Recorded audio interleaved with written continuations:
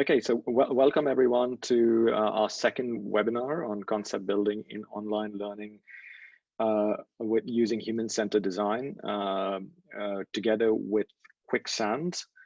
So if I haven't already said it a few times, we're trying a bit of an experiment today. So our last webinar was very non-interactive. So it was just the presenter speaking and the participants could only interact with Q&A. We wanted to try something different today. We wanted to actually have participants be able to speak and interact, and we also wanted to see your faces, but it can be sometimes a little bit noisy and distracting to other participants if you forget to unmute if you leave your mic unmuted and there's background noise. So really appreciate when you're not speaking, please keep your microphones muted, and I've shown you where you can do that if you're joining on your phone or on your computer. So it's on the bottom left on both sides. So for the panel today, I'm Atish Gonzalez. I'm the Global Innovation Director at the Humanitarian Leadership Academy. I'm joined with Lisa Morris, my colleague, who's a learning advisor at the Academy. As well as from Quicksand, we have Kabir David and Salil Parekh, who are senior associates there. So thank you very much again, Kabir, Salil, for making the time to join us for this webinar today, and thank you everyone for joining from all around the world. So what to expect for today's exciting webinar? So firstly, I should say this is going to be a slightly longer one. Last week's webinar is 1 hour. Today's, because we're going to have a co-creation activity, it's going to be 1.5 hours. So hopefully you can stick through to the end. So we'll do initially we'll do some fun icebreakers and introduction activities, followed by a bit of an introduction to design thinking, a few case studies and examples that Kabir and Salil will walk you through. We want you to leave this webinar with some very practical tools that you can take away and use in your own organization. So we have some toolkits that we have that you will use today in the activities, but you can also take away with you after this exercise. We want to make today's session a bit interactive. So we are going to have a point after the presentation where we'll break you up into virtual tables or virtual breakout rooms, where you'll have an opportunity to actually practice a couple of the tools that Kabir and Salil walk you through. And through that exercise, you'll get to unmute yourself, you'll get to introduce yourselves to each other, share some new ideas, meet some new people from around the world. And then we'll reconvene at the end, where we will debrief on some of the outputs that you've created in your breakout rooms. And of course, we will finish with a nice group selfie together. So how to participate today? So feel free to keep your video on. Please do stay muted, especially in the plenary. There will be a poll and word cloud that we'll use in a couple of minutes. So we are keen to learn about where our participants are joining us from. So please interact through that and tell us about yourself, as well as your background in design thinking. You can use the chat window at any point. So Lisa, myself, all the panelists will be sort of keeping an eye on the questions. We'll have enough opportunities to stop and address some of your questions that we can answer to the wider group. Do participate actively through the chat window in the bigger group, but also then you can by unmuting yourself in your breakout rooms. Do practice active listening. So do listen to what your co-participants have to say. Have mutual respect in the groups and in the wider webinar as well. And just a note, the session is already being recorded. So the plenary, so the sessions where all of us are together is being recorded, but not the breakout rooms. So when you are in your separate breakout rooms, those sessions will not be recorded. So feel free to be as informal as you want in those sessions. We're also live tweeting the webinar, so you can follow us at Academy Hum or use a hashtag HLW series. Great. So that's a bit of us, what to expect and how to participate. So we'd like to learn a little bit about you now. So I'm going to open up a quick webinar, quick poll.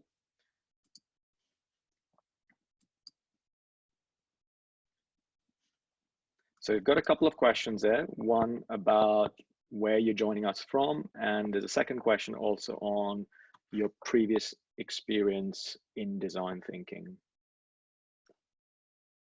Lisa, do let me know if that the poll has launched and you can see it. Thanks, I can see it live being filled in. Great.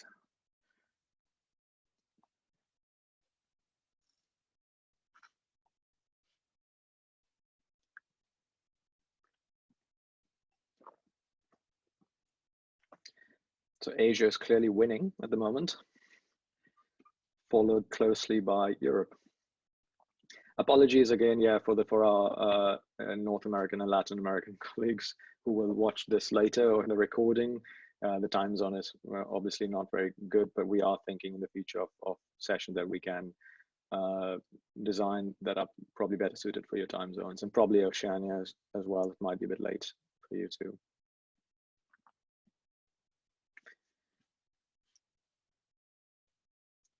Great, and we have quite an interesting mix. So we've got about 23% so far, or 22%, who don't have any awareness or experience.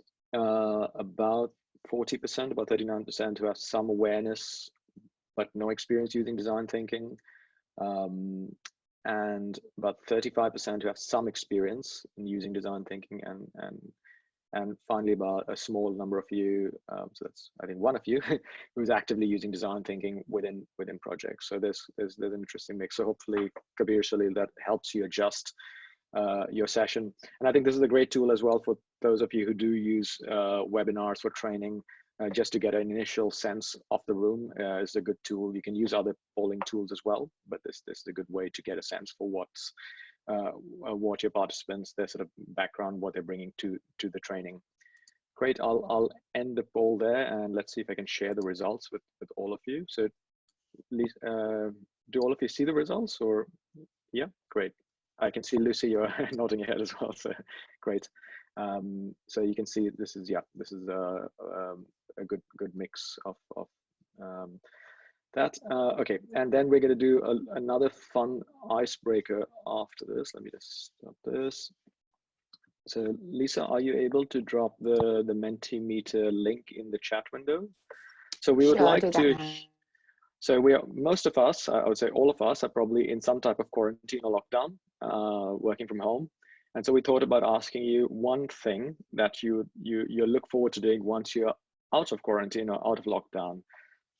So we've shared a link in the chat window that Lisa has just posted. So please click on that and enter one word, and I'll bring up the results on the screen.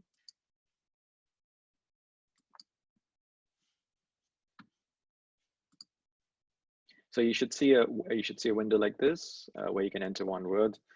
So I'm looking to eating out. Let's see if two words work. And then we can have a look at it.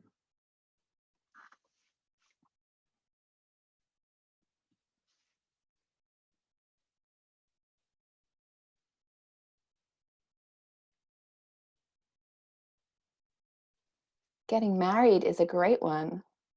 Something to look forward to. Congratulations to whoever is on the call who's engaged and is going to get married right after.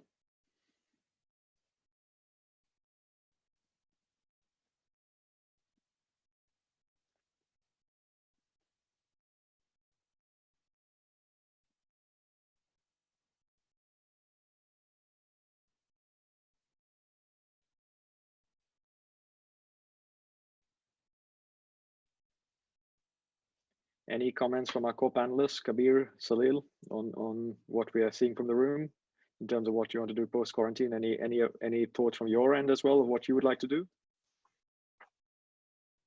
I've put down playing football, which I'm quite keen on. Yeah, that's it for me. I put down going to a park, but a misspelled park. Embarrassing. Great. We can definitely see socializing being something that people are definitely missing, and I think that's kind of why we've also been trying to use Zoom to also sort of have more connection. So just one of the simple things we are doing at our team in the academy is we're using Zoom to even have virtual lunches and virtual drinks to connect, because I think a lot of us are missing socializing and that human connection. Great. So no, it's yeah. There's quite a lot of interesting ones, but definitely getting married sort of is it's the top in this list there. Great, Kabir. Then I'll hand over to you to take us through the next session on a brief introduction on design thinking and sharing some case studies. And yeah, and in the meantime, feel free to keep dropping your questions as well in the chat, and then we'll try our best to take pauses and answer them as well. So over to you, Kabir and Salim. Great. Thanks, Satish. Hi, everyone. My name is Kabir, and with me, I also have my colleague Salil. We are based in India. We work for a consultancy called Quicksand. We have offices across 3 locations in India, and we've been, for the past 15 years, our organization has been using human-centered design, a form of which is design thinking, to look at strategy and innovation across sectors and contexts. And the main sort of sector we work in is the social development sector. And we have been working with Atish, Lisa, and their team at the Humanitarian Leadership Academy to deliver some user-centered content in more innovative learning formats. I think we will drop some links for more details on that a bit in the chat window later on. And yeah, so I think with that, I'm going to get started. I'll just share my screen. And give me a second, sorry. Yeah, you should be able to see it now. Yeah, if in case anyone has an issue with seeing the presentation, please drop a message in the chat window and we'll look to see what we can do. To give you a quick run through of what we will be covering today. One is, of course, just a very basic introduction to human-centered design, what it can do, and a couple of toolkits that are a reflection of this process that we have made for the Humanitarian Leadership Academy as Quicksand. And after which we will be looking at some specific exercises within the human-centered design framework that we use in our day-to-day work here. And once everyone has a sense of those exercises and what they entail, we will be looking at running everyone through a couple of exercises themselves, which is when, as Atish mentioned, we will be breaking out into separate rooms. We also have 2 quick case studies to share with you from Quicksand to illustrate some of the principles that human-centered design sort of propagates. And yeah, and then we'll be wrapping up with a feedback session as well as a quick selfie. Yeah, so moving on, to give you an overview of the toolkits that we have created for the Humanitarian Leadership Academy, we have the main one, a lot of the presentation today draws from the first one that you see up top, which is the concept building toolkit. That helps you essentially understand a problem that you might be trying to solve through creating learning content or any solution for that matter that you might have to offer. To understand, of course, the user and the context and their behaviors, associations, perceptions, and so on, and use your understanding of the problem as well as the user and their context to then ideate and build a concept from scratch that keeps the user at the center of the solution that you are trying to build. Following the first toolkit, we also have a couple more that then look at formats in which you can frame certain solutions. This is especially for learning related content for the humanitarian sector. And yeah, and that's essentially how we've broken up the toolkits. Now moving to human-centered design, it is a sort of a creative and logical framework to solve complex problems. I think a lot of the problems today involve a set of different kinds of variables and often require teams of different disciplines to come together and framing solutions that are sustainable and effective at the sort of grassroots level. So this is a kind of framework that is informed by principles of design, but it also, and of course, you sort of draws from a lot of other contexts such as ethnographic research and a lot of sort of creative sense making and problem solving. And yeah, it really sort of helps gear and frame a product or a service in the context of the realities of the people it will be addressing. Moving into design thinking, which is actually a sort of a reflection of human-centered design. If human-centered design and its principles were followed, design thinking is one framework that is actionable in a certain way that you would be able to use in a very material way to get the kind of results that human-centered design promises. The 5 steps of the design thinking process are what you see on your screens right now. Empathize, define, ideate, prototype, and test. And we will be getting into these steps. I don't think I'll sort of give you an overview just yet of each step, but we'll be going through this together for the next 15 odd minutes. A couple of other things to keep in mind about human-centered design, and more specifically design thinking, is that it is a very iterative cycle-based approach. While there are 5 steps, you will always sort of find yourself going back to a certain step to sort of just reassess what you have come up with, and again, just sort of test the efficacy of what you've been developing. So there's a lot of cycling through these steps and stages to eventually arrive at an output that works for the context that you are designing for. Sorry, I can't see the chat window right now, so Atish, Lisa, Salil, feel free to jump in case there are any pressing questions. The other side of it are some key elements of design thinking. Empathy is a huge one. Of course, I think when I'm trying to understand the context that you are designing a certain solution, be it a product or service, the ability to empathize with the users you are designing for is a very key aspect of this framework. And that itself has a couple of tools and exercises that are just dedicated to inculcating empathy and building that as an understanding of your user. Systems thinking is another, it sounds like a very heavy term, but it's essentially breaking down complex systems into visualizations, maps, and understandings that would then help drive solutions for those complicated systems. So if you were to think about a community, if you were to think about maybe even something like the government, how that works and what the dynamics that exist are within that context are certain things that, say, a systems thinking approach would help you dissect and address. And a couple more. I don't think I'm going to sort of, I think for the lack of time, I'll just keep this short.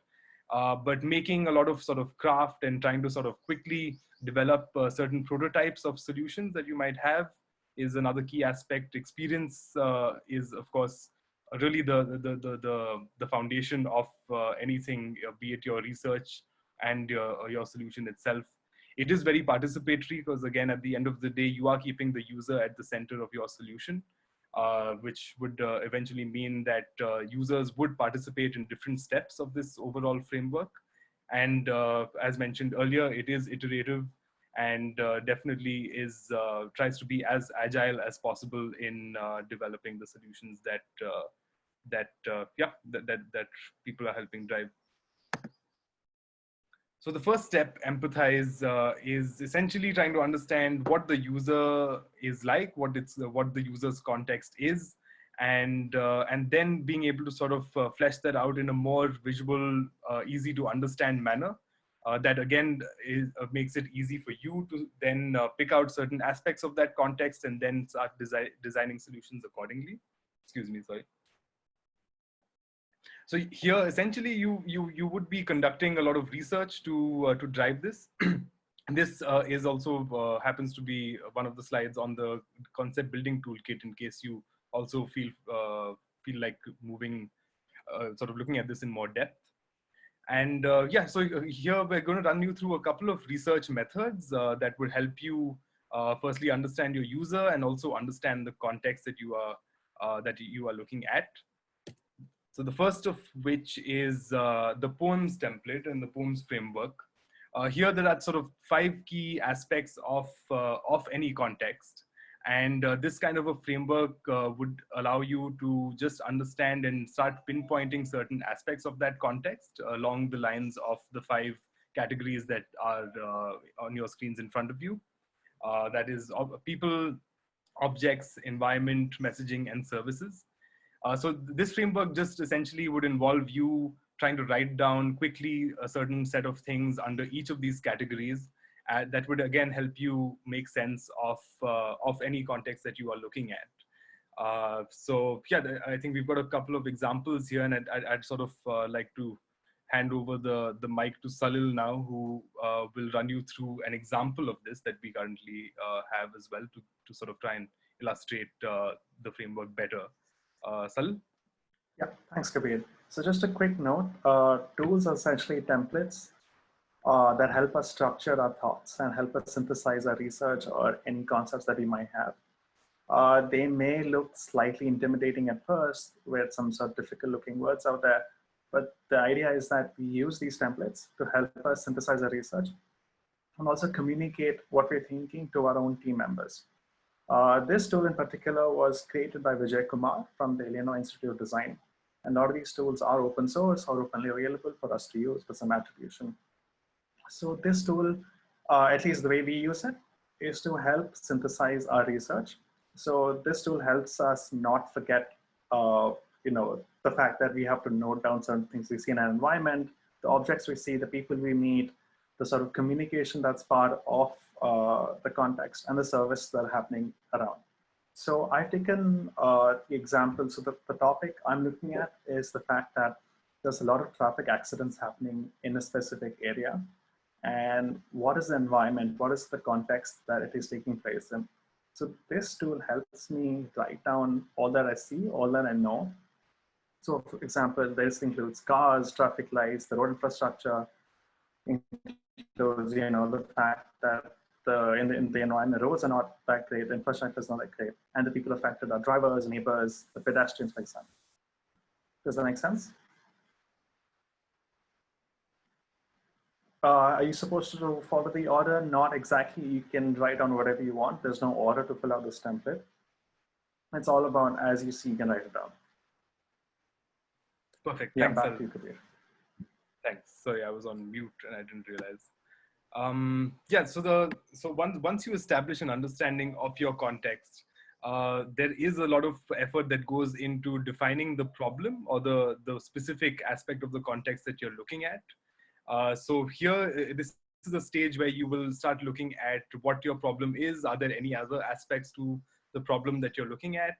And this would again give you a better sense of things once you move into ideating and building certain ideas of what those solutions eventually might be. One of the tools here, I think, is we won't be going into this over the exercises themselves when we break out into those rooms, but we thought we'd just give you a taster of what some of these exercises also are. One of them is the problem tree and the 5 whys. So essentially looking at your problem as a tree trunk, and this again helps you visualize what sort of the different aspects of a problem are, from the causes and what one might even say in this context root causes are, and listing them out, what the problem is itself, and what then in turn the effects of that problem are on the sort of the immediate reality around that problem. Yeah, I think, and then of course the 5 whys is essentially a string of 5 whys to be able to then just help dissect a certain problem and uncover the roots of it. So this would again help you with it as a complementary tool to the problem tree when you try and sort of start trying to sort of take apart a problem and identify its different moving parts. So this is what a template of the problem tree would typically look like. And we have an example here as well. Salil, I think I'm just going to hand it over to you to run us through it. So Salil, maybe if I can jump in with a quick question from the chat. Do we have to identify an area or theme before starting the empathize phase? Yes, that usually helps you sort of pinpoint a context or a problem or an opportunity area. Hence, then you can conduct your research accordingly. And just to jump in to answer that question as well, I think once you have your initial understanding through the empathize phase of a certain framework, of a certain context, sorry, that would again throw up a bunch of sort of problems and issues that you would again be looking to dissect further using these tools in the define phase. So yeah, it again is supposed to be, not one can look at it as again a step-by-step process that again will uncover things as one sort of goes through it. Sorry, Sal. And just to add on what Kabir is saying is also a cyclical process. You may find an area or theme, but then if you use a tool like a problem tree, which will help you identify the actual problem. So for example, an increase in road accidents leads to stricter traffic laws, spikes in insurance premiums and injuries and increases in injuries and deaths. But the problem may on surface level seem like it's all about an increase in road accidents, but if you break that problem down into its root causes, you find out that this is due to a lack of driver education, inadequate civic structure, or lax traffic laws. And this will help you pinpoint, sort of give more granularity to the problem that you're trying to address and help you pinpoint what you should be working towards or what your solutions to look at. So the way to approach this tool is that first you write down the problem area or the opportunity area in the trunk. Then you start detailing out the effects of this issue, and then you start filling out the causes. Now the 5 whys helps you break that problem down further. So if you look at inadequate civic infrastructure, why is that? That's because there's not enough, sorry, just getting blocked out. And that's because there's not enough civic funding. That's because there's an imbalance in taxation laws. So it helps you really pinpoint the core issue of the problem. Back to you, Kabir. Great, thanks. Cool. So one more example here of how it's been used in some of the workshops we've conducted. Yeah, so I think then another sort of aspect moving on to user personas, another tool that would help you understand, say, the user within the context that you're addressing would be the user persona tool. This typically, when we conduct our research, is an amalgamation of, say, multiple users that we have conducted interviews with or discussions with on the ground. And once we start seeing patterns is when we start developing user personas. Again, that's just one application of a tool like this. One can sort of frame it in a couple of different ways.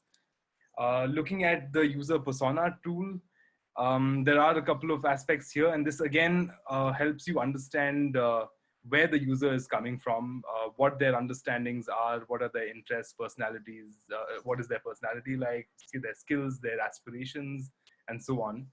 And yeah, so this is essentially helping you break down a person, trying to understand where they are coming from, and that would again help inform the solution that you would be catering to them eventually. Salil? Yeah, so this is, we can use the same example of the problem above, which is looking at an increase in road accidents. So we made a persona of a person actually drives fast or likes to drive fast. Another thing to note is that tools are essentially templates where you don't have to stick to them. So this is the template taken from the DIY toolkit that Quicksand has worked on, where you can create your own flavors, your own sort of versions of this template to help you in your own specific research. So right now we included areas such as their dreams, their social environment, or their personality. You can also choose to omit those and have your own filters or your own sort of topics to work with. Great, thanks, Salil. That's another example of a filled out one. You can, of course, definitely print these out. We've got a DIY toolkit that we had published some time ago with Nesta, which is also where we've got this template from. So yeah, in case anyone's interested, feel free to just drop a message in the chat window and we can help you out. Once you have an understanding of your user and the context within which your user exists, we would be looking then to create certain ideas for what those solutions might be. So the solutions would, of course, one, address the problem that you had framed earlier in the define phase with the help of tools and templates such as the problem tree and the 5 whys. and 2 would be again something that would address the user as well, and their context. So yeah, here we've got a couple of frameworks as well that would help you generate certain ideas. The first one is the first idea, crazy idea, and a what if. Here again, when generating ideas, one typically has a mix of outlandish, very far out, imaginative ideas. You also have, a more realistic but might not be as compelling as a crazy idea, for example. And the attempt that this framework really tries to do is tries to capture all of them, and then it gives you then an opportunity to sift through to sift through the different kinds of ideas that emerge. And then the what if tool would essentially help you visualize what that solution might be in its material form. Is it a physical object or thing, a service or a process? So I might say for Salil's traffic example, I might say that more red lights might be a good thing. Now, where does that sit? Does it sit as as something that's a little more feasible and so on? I mean, that's again something that one would use their own judgment to sort of map to such a template. But yeah, again, this is ideally something that you would be using to populate as many ideas with as you can. And yeah, then moving into an example here. So it's important to remember that that there are no wrong answers, and sometimes the best ideas can be the ones you may discard initially. So through these tools, we want to capture all the ideas that you may have or your team may have. And also, all of us ideate differently. So some of us may feel more comfortable just putting down as many ideas as you want to. Some of us may feel putting ideas into buckets may be easier for us to think through. So these are just templates to help us put our ideas down as effectively as possible. And it's important to remember that all ideas may be good. They may not fit your context, but it's important to respect everyone's idea. And this is one of the tools we use. Another tool we use, something called Crazy 8. We ask people just put 8 crazy ideas within a span of 1 minute. So you have 10 seconds for an idea, give or take. So there's some amazing templates we have out which we can use. Thanks. Perfect. Thanks, Salil. I think I was also going through the chats as well. Salil, if you could just fish out a link to the DIY toolkit, that might also be good. But let me remind you that most of the material is already on the toolkits at the Humanitarian Leadership Academy's website. So that's where you should be headed to first to just get a sense of things. That really breaks down everything in a very simple way and is a good initial primer into this kind of work. Sorry, another quick question. I think Chenier has asked whether the patterns derive from the empathize phase. Yeah, I think that is correct. And yeah, anything else? Just keep those questions coming as well. I'm also going to try moving on as quickly. I'll answer them in the chat. No worries. Yeah, perfect. Thanks, Al. Cool. And once we have some of these ideas, I mean, the key is to understand what ideas work, what ideas don't. And again, there are a certain set of parameters one would typically look at in order to assess an idea. One of which is the idea prioritization grid, which would essentially be mapping your ideas to a sort of like a 2-axis framework of high impact and low impact on the y-axis and high feasibility and low feasibility on the x. This would again help you understand what ideas work best, what don't work so well. But let me remind you again that this is just one tool to try and filter out ideas. You will also have to understand how ideas sort of take form in the real context, and that would again lead you to to the next step of sort of exercises, which I will get to later. But yeah, Salil, anything to be said here? But I think it's pretty straightforward. Pretty straightforward. The only thing I can add to this is that, again, as I've repeated before, that this is just template. You can change it as you will. So in this example, we mapped it on high impact and high feasibility, but you can have your own filters if you wish to use them to sort of help you segregate the ideas. We also use a voting system on top of this, where if you have multiple team members, you can all vote on an idea. That helps you get to a solution much quicker. That's all. Perfect. Thanks. And what would give you a better sense as well of what ideas work and do not. This would be your next stage of vetting some of these ideas and filtering the ones that will eventually be your solution, is the prototype phase. Uh, so here what we've done in the concept building toolkit is also to use this stage as an opportunity to move to more specific toolkits that we've worked on together. One being gamification and game-based learning and creating games for learning. The other being creating immersive films through things like virtual reality and 360 video, and also building chatbots as three distinct newer tech-enabled formats for humanitarian learning. So these toolkits, again, in the link provided by Atish, will help you zone in on a certain kind of format and see how you can build a prototype of your solution in that format. Kabir, if I may, just to say that design thinking can be used to design any type of product or any type of service. So a lot of, like, the traffic accidents, we're not talking specifically about learning as such, but we're talking about sort of how do we address problems and how do we come up with new services, solutions, products to address these challenges. What we've been doing at the Academy, and I know a number of you have joined this because we are talking about learning, we've been using design thinking for designing learning products, because quite often learning is designed from the perspective of the trainers and not from the perspective of the learners. So what Kabir is sharing here is that we've gone from design thinking then to say, okay, how can we create some really innovative learning formats using game-based learning, chatbots, etc. But you could use that also to create just a face-to-face training, for example, but you can still use design thinking, or you can create like a Zoom training like we're doing now, but using design thinking, but trying to understand who your end users are first. So our focus has been on learning, but you can use design thinking on a wider range of areas and fields too. Sorry, Kabir, I just thought. Absolutely, thanks, Atish. Definitely, thanks. So a couple of things here in terms of how your prototypes can take shape. I think one, before even moving to say a particular format, one would like to try much more lower fidelity examples of what your solution might be. So again, a couple of tools here that would help you do that would be storyboards, as well as say building physical models of things.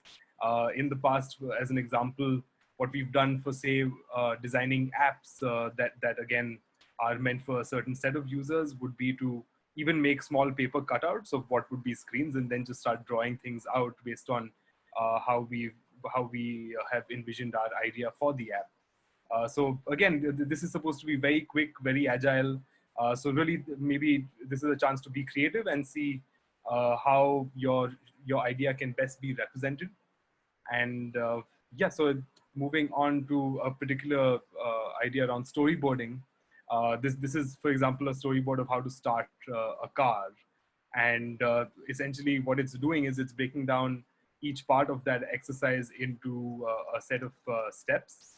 And in order to get a sense of what that overall solution, which might be maybe a manual or might be a video, a tutorial of sorts, explain to someone how to start a car. And yeah, so that's essentially how one can break up a certain solution and see how it would look in its near final form. We've got a couple of more toolkits, as I mentioned earlier. So feel free to go to the link in the chat window and have a look at those as well. These are toolkits that look at specific formats, like I mentioned already. Yeah, and happy to sort of answer any questions that you might have once you have a quick skim at them. And testing, again, is a very important phase, of course. It really establishes whether your idea is working, how sustainable it might be, how user-friendly it is, and so on. So testing is definitely a key part of the process. And once you test a certain prototype with some users, that would give you also an opportunity to cycle back, as I'd mentioned earlier, cycling back and through between each phase of the design thinking steps. Is a key aspect of the process in itself. So yeah, again, test is a good time to sort of then go back and start looking at where you might want to tweak things in case your idea in case what emerges is that you do not have a clear sense of the problem itself, you might want to go back to the define phase and reframe your problem, and then start sort of rebuilding your solution accordingly. So that's about it. What I'm going to do at this stage, any sort of any questions that we want to cover? Anything, Lisa, Atish, Salil, you might want to add at this stage? Thanks. I don't think anything has been missed in the chat for questions just yet. Great. Cool. So we're also at 2:42. Yep. I'm going to quickly move to case studies. Excuse me, I'm going to have to move to another PDF. In the meantime, if there are any questions, feel free to ask. And yeah, you can also, I mean, if you'd like, if you prefer, you can also unmute yourself and ask a question over the microphone as well. Hi, Atish. Yes. Hi. Hi. This is Niku Villanueva from the Philippines. I would just like to Hi. ask, because you've mentioned before the role of HLA in designing the learning process, no, for your different learning outputs. But may I know if the conduct of training needs assessment will be part of the empathize phase already? Will you consider that one? And second question is, can we do a design thinking process for learning outputs remotely, meaning you don't have any access to the learners. Probably they will come from far-flung area, something like that. Yeah. Yeah. Yeah. So I mean, I can attempt to, and Kabir, Salil, please feel free to jump in. I think for learning, I think a learning needs assessment would definitely fall under that initial understanding the user phase, and it's part of. I think there are a number of tools. There is research. I think is one of them that you do recommend in the wider toolkit. You'll find research, so you could sort of cover a learning needs assessment as part of that. So it's because your goal is mainly to understand what is it that the trainers need, what are their gaps, what is already available to, and what is the learning solution actually trying to solve? What's a problem? For example, is it disaster risk reduction and management, or is it something else? So I think that's so you could definitely cover that as part of both the empathize and maybe to some extent understand the problem definition. What is the actual problem that you're also trying to solve? On the second question on the remote needs, conducting these remotely, I think, especially currently, we're seeing this, that it's quite difficult in terms of moving around. So it's certainly possible. It depends on your target group. I know that, for example, Quicksand is working quite a lot in quite remote parts of India. And so you can't rely, for example, purely on digital surveys. You have to think about quite in-person types of interactions, and that involves going quite grassroots to quite grassroots communities. But I know organizations which are using, for example, SMS messaging as a way to capture needs as well. So there are low-tech solutions as well, which can be used to capture needs as well. So I don't know, Kabir, Salil, if there's anything else that you wanted to add on either of those. No, that sounds great. You summed it up quite well. Thank you. Cool. Thanks for the question. Great, thanks. So a quick sort of run through of two case studies before we move on. This is about a project that we conducted in South Sudan, and for the International Rescue Committee. It was an interesting project where people were trying to get data on levels of malnutrition in remote parts of South Sudan. And what we were tasked with was to develop a certain toolkit that would help people with even low literacy levels feed into this database and capture data on the fly. And then again, just in an effort to measure what the levels were like in terms of malnutrition. So here what we ended up doing was we tried understanding what local symbols there were that people would be able to understand and associate with, and then being able to so that would be, say, our empathize stage, where we really got a sense of what the on-ground context was. Two of my colleagues were in South Sudan, and they spent a couple of weeks there trying to understand how those processes work and what the limitations are, and so on. And that led them to then leverage symbols as an easy way to communicate basic data points to people on the ground who might not be able to read, but might able to comprehend easy symbols. And that sort of formed the foundation of a toolkit that we then developed for last mile workers to use in their day-to-day activities of measuring nutrition levels in remote parts of South Sudan. So here again, a very interesting, complex problem. You're looking at a lot of constraints, but then you're also using the context to try and leverage certain aspects that would help drive your solution. And that's really the heart of human-centered design, where you're working within constraints, you're acknowledging the realities of the people that would be using what you're building in the first place, and then framing the solution accordingly. For some reason, okay, sorry, yeah. The second case study I have was, in fact, the first project I had done with Quicksand a couple of years ago, which was looking at creating a citizen engagement strategy for the Smart City project in one of the cities in India. The Smart City project is a larger initiative by the Indian government to revamp infrastructure in certain key cities. And this was looking at a particular city where AECOM was, which is a US-based urban planning and I think engineering firm. They developed the master plan of the city across sort of 5 verticals that included water, and transportation, and 3 other sort of verticals. And what they wanted to do with the citizens was to try and communicate what the benefits of such a smart city would be to them, say, 10 years down the line. So what we tried doing was we tried using comics, which are a very relatable format, to try and understand, to help the user or the citizens of the city understand what the different aspects of the smart city would be in very local, with using local references from locations to cultural symbolism and things like that, to then help them really gain an understanding of how their city is going to change over the next 10, 20 years. So here again involved a trip to the city of Vizag, and understanding what people associate with the city, what people's aspirations for the city are, and then using all that material along with the plan that AECOM had to develop a certain comic that would help impart this information. So I'll end with that.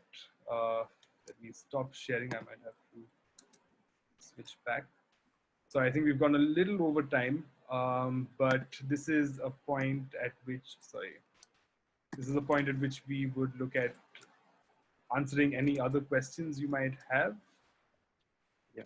Any other questions before we break into groups and go into the exercise? So just, yeah, again, like Niku, feel free to unmute and ask as well. Or use the chat window. If I can jump in, and thanks Salil and Kabir for that. I think one thing to sort of emphasize, I'm getting these 2 words confused now after I've been hearing them, emphasize that has attracted us at the Academy to the design thinking approach, the human-centered design thinking approach, is that actually you can get to that prototyping stage quite quickly. And I think that's especially important during these times when we're dealing with something like COVID-19, this kind of rapidly changing or escalating crisis. And this method actually allows us to move. We can do a quick, I think we have 5 minutes to do a quick debrief, and maybe Kabir and Salil can walk us through a few of the outputs. I think some groups are struggling a little bit on the technical side, but hopefully most had time at least to introduce themselves and go through some of the activities. Hi everyone, we're just, yeah, I think we're all back now. So Kabir or Salil, do you want to just do a quick share screen and walk through some of the outputs, and then we can do a quick Q&A at the end and then the selfie. So just maybe not more than 2 to 3 minutes, just do like a quick debrief of the exercise. Sure. I'll quickly run through maybe the team that I was in, the group that I was in, which was with Niku and Tanka. Where there are we? Sorry, give me a second.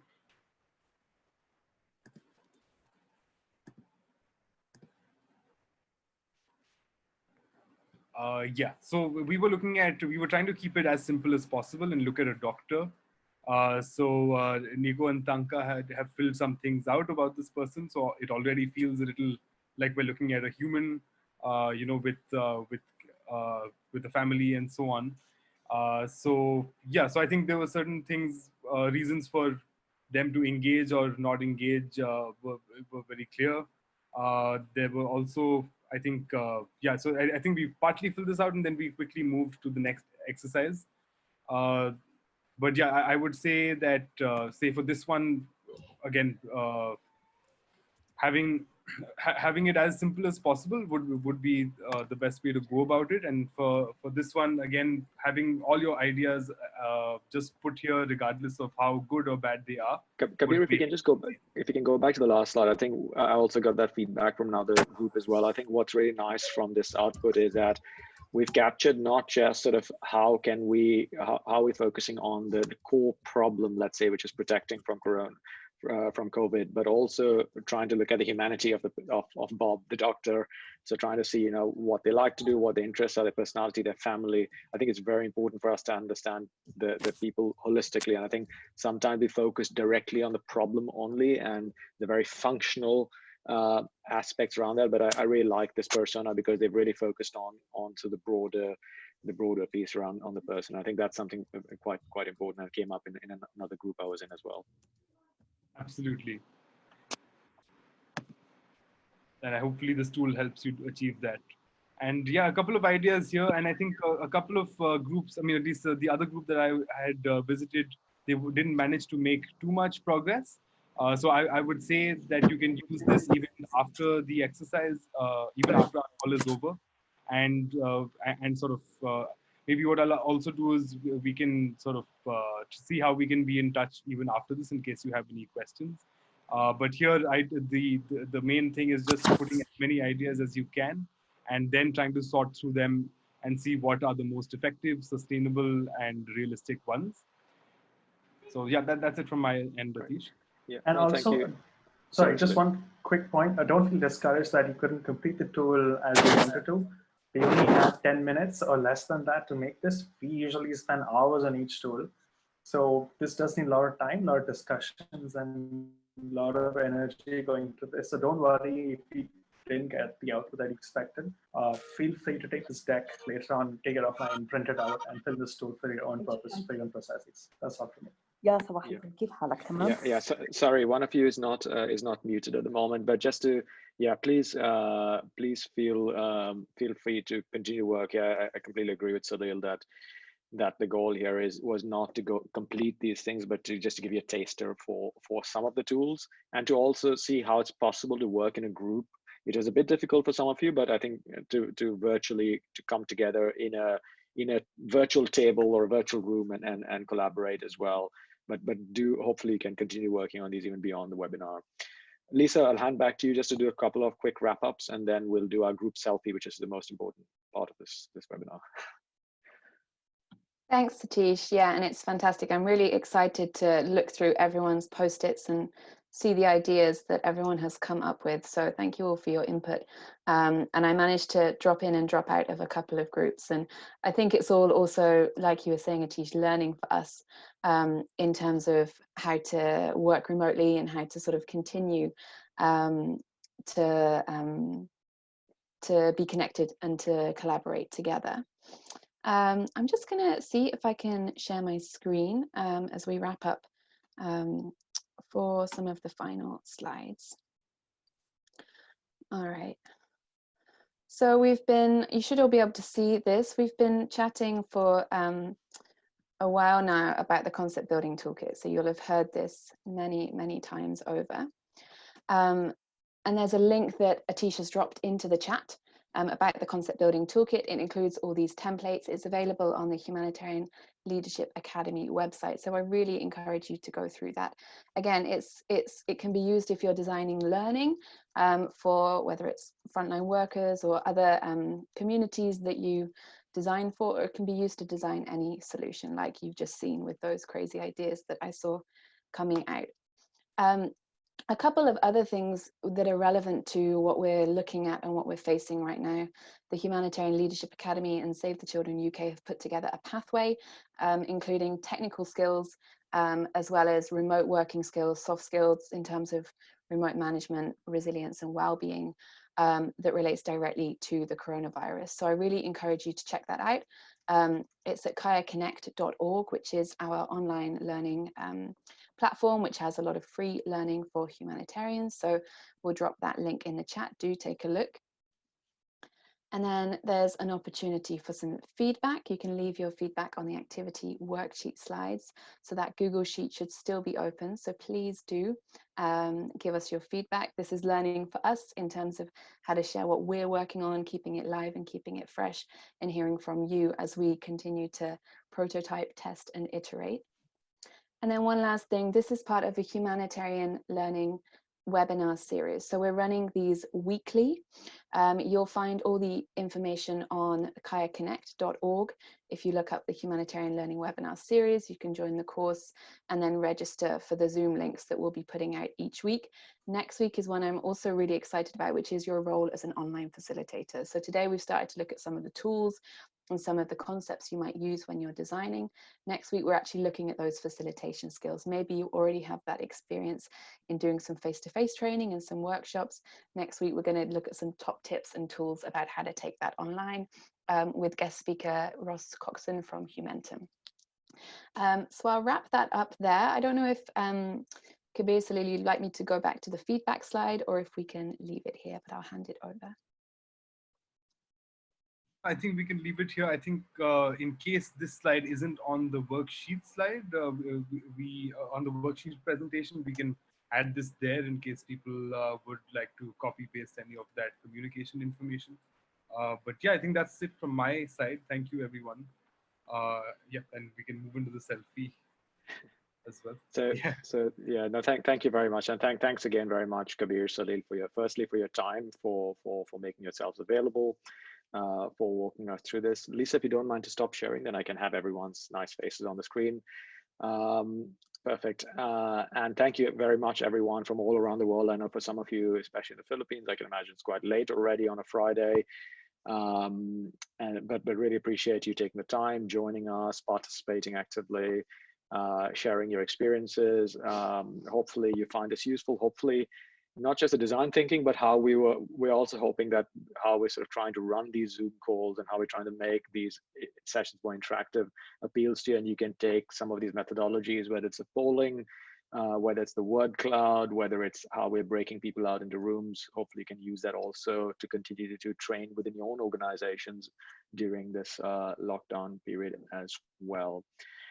So again, yeah, thanks so much to everyone. Keep an eye out on the upcoming webinar series. So for now, for those of you who can, no pressure. I'm going to ask you to turn on your cameras if you can, so I get the best smile possible, and then we will post this on our Twitter chat page, and so you'll see a photo there as well. So please do turn on your video if you would like to. But yeah, let's do a nice big smile here and cheese. Great, thanks so much, everyone, and yeah, hope to see you at the next webinar. Yeah. Happy weekend, everyone. Thank you, everyone. Atush. Thank you, everyone. Bye-bye. Thank you, everyone. Stay safe. You too. Thanks. Bye. Take care.